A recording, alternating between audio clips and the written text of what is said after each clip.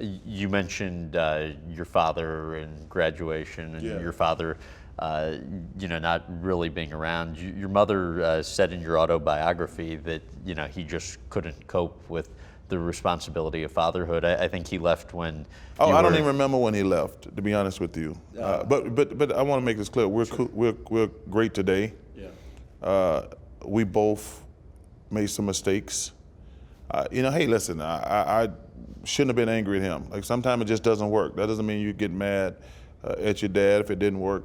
So I was wrong on that point, but he could have been a better father, but today we're cool. What was the most difficult part of that relationship for you to kind of become at peace with, to move forward? The most difficult part is he came back in after I was already Charles Barkley.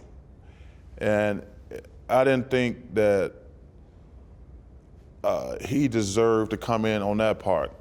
When we would play the Lakers, have hundreds and thousands of people screaming at my name, adulation, things like that, playing against the Magic, Kareem, James Worthy, and all those guys.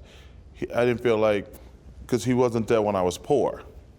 Right. That was the toughest thing. Like, it's kind of like anybody. Like, you come in for the parade, not for all the stuff to put the parade together. And do you remember some of the tough times? Like, I know in the book, you wrote about how, in the book you wrote, many years ago, but you wrote about how I think you were in like 10th grade and he called you up, one Christmas saying he's sending a present home. With I think things like that was very disappointing because he would always say he was going to send stuff. But I think in fairness to him, he got married and had a different family. But it was frustrating when he said that he was going to do stuff and didn't do it. That was very difficult, to be honest with you. Because like I say, man, we were poor. I had a single mother with 3 kids, 3 boys, and kids, as we know, they're expensive.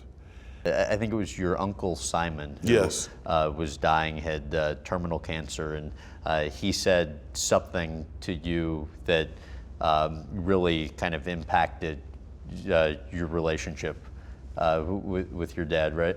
My uncle had said, hey, listen, you and your dad need to at least be friends. And I thought that was, and I agree with that.